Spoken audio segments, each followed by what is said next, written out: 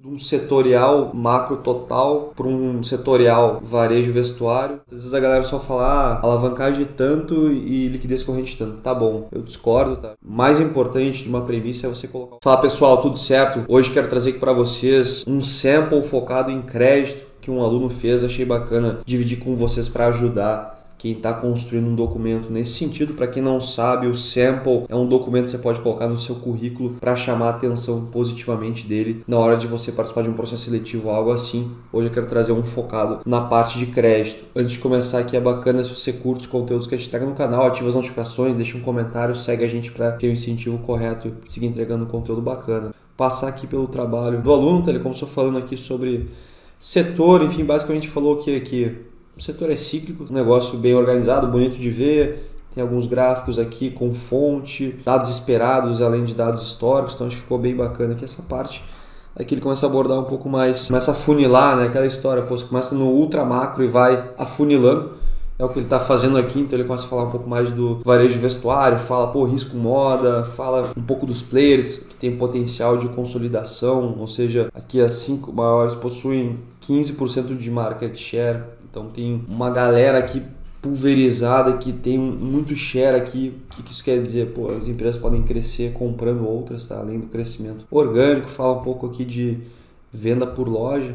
Só que esse trabalho é Guararapes, dona da marca Riachuelo, certo? Bom, aqui ele fala um pouco mais do setor e tal. Aqui bem bacana esse gráfico aqui, que é basicamente como é que funciona o modelo de negócio de varejo vestuário. Então, basicamente, tem a parte de criação, o cara fazer, enfim, é um negócio importante, o cara tem que acertar a mão na produção ali do item de vestuário. Produz esse negócio, pode ser próprio ou terceirizado. Aí o cara ou vende loja própria, loja terceirizada, franquia ou e-commerce, e aí vai para o cliente, inclusive pode ganhar aqui nessa parte do financiamento, que é algo bem rentável, inclusive. Negócio muito bem explicado aqui. Aqui ele fala um pouco da integração de vendas, tem um negócio bem didático, né? Que eu acho que é legal. Mostra um negócio, quem nunca viu falar de Omnichannel, por exemplo, consegue aprender aqui lendo esse negócio, que é como é que funciona, né? A empresa ter só um canal, os canais se conversarem, enfim, tá tudo explicado aqui.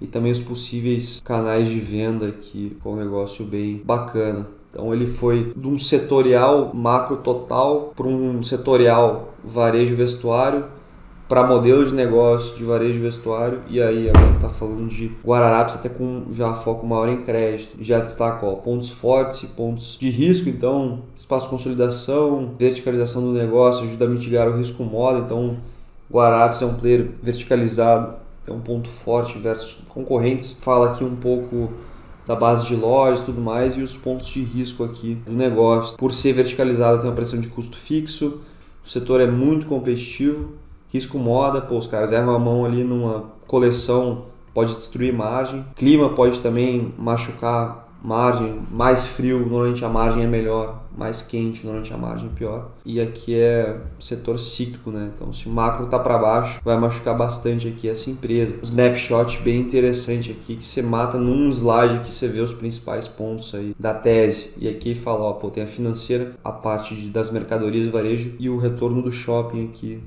do negócio. E aí fala alguns indicadores aqui, dívida líquida, sobre EBITDA, liquidez corrente, qual foi o EBITDA dos últimos 12 meses. E depois a gente vai aqui para essa parte um pouco de métricas operacionais, tá? Então ele deu um snapshot de introdução da empresa, tá falando agora de itens operacionais, crescimento, same store sales, modelo de negócio da empresa, idade da área de vendas, que ele quis falar das lojas maduras aqui. Ele começa a falar um pouco do resultado da financeira, que inclusive tem alguns pontos de atenção com relação à inadimplência, que entra de novo, parte macro indo mal, tende a prejudicar um pouco a performance aqui dessa vertical de negócio. Ele deixa claro isso. E também fala um pouco onde é que a empresa está colocando grana. Relembrando em crédito, é bem importante entender isso aqui, porque no fim do dia, que o credor está interessado, por estar emprestando a grana e saber o que o cara vai fazer com essa grana para devolver ele. Se está enterrando a grana em CAPEX, que é investimento em capital fixo, tem que entender bem se essa grana vai dar retorno. Então, no caso aqui,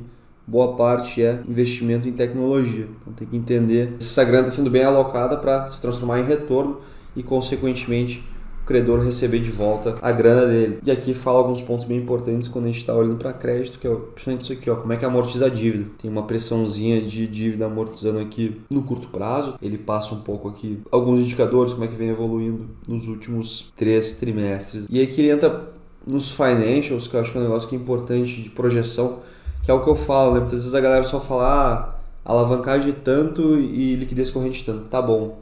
Eu discordo, tá? Acho que uma análise de crédito bem feita, ela tem isso aqui, ó, que é você projetar o resultado da empresa. Então, o que ele fez? Ele deu o snapshot das premissas, tá? O que ele colocou aqui nas premissas do modelo e o racional, tá? Que é mais importante de uma premissa é você colocar o racional. Então, aqui ele botou, ó, menos agressivo que histórico, médio de tal ano, SG&A, mesma proporção de 2022, CAPEX acima da depreciação porque teve crescimento real de receita e o ciclo financeiro manteve fletado. Ele fez esse approach que eu acho que é interessante, tá? Tem mais de um jeito de fazer, mas o que ele fez? Ao invés de fazer, tem 2 jeitos, tá? Que eu acho que é comum você projetar o que a empresa gera de caixa operacional versus o que tem que pagar de dívida e ver se essa conta fecha. No caso, ele pegou e ele deixou o caixa virar para você ver qual seria o gap de rolagem ou de novas tomadas. Que é o que? Pô, o cara teria que tomar aqui, ó, dá mais de quase 2 bi, tá? Seria 1,5 bi mais ou menos que a empresa precisaria tomar nesse cenário base. E aí, obviamente, ele anexou junto aqui o modelo dele. Você vem aqui, ó, cenário base, e aí tem toda a projeção aqui de receita, projeção de balanço, projeção de fluxo de caixa. E tá aqui o gráfico que ele mostrou ali, que é basicamente você tem, ó, essa geração de caixa operacional projetada não é o suficiente para pagar tanto o CAPEX aqui de 500 milhões, sei lá, em 2027, quanto repagar essa dívida. Por isso que o caixa vira. Tem várias alternativas, ou ele investe menos, ou vende ativo, ou rola essa dívida, certo? Então, seriam algumas alternativas para fechar esse caixa, ou toma mais dívida. O ponto que ele está falando é o seguinte, soma isso aqui, ó, 1 bi e 800 é o que tem de descasamento aqui, certo? Então, seria essa visão quando o cara está analisando o crédito, dado aquelas premissas, dado o que ele está assumindo que vai acontecer com o negócio, tem um descasamento de 1,8 bi. E aí a discussão é, beleza, estamos confortáveis com isso, sim ou não? Será que ela tem bancabilidade para conseguir refinanciar isso? Será que tem capacidade de gerar mais caixa e de repente está sendo muito conservador? Então aí começam algumas discussões para ver o que faz sentido aqui nesse negócio. De repente, pô, num cenário estressado, teria ativo para vender. No caso, eles têm um shopping lá que eles poderiam vender, que inclusive tem boatos aí de uma possível venda desse negócio. Então, aí entram discussões de você ver como é que para em pé aqui esse negócio. Ele fez a mesma coisa não só no base, mas também conservador e no cenário otimista. Então, achei bem legal aqui esse trabalho, achei legal esse approach de botar a projeção caixa. E também, obviamente, ele anexou o modelo dele, projetando o resultado. Acho que ficou um excelente sample focado em crédito. Beleza, pessoal? Era isso que eu queria trazer aqui nesse vídeo. Se gostaram, não esquece de curtir o vídeo, segue o canal, deixa um comentário aí, tá bom? Tamo junto, abraço, até a próxima.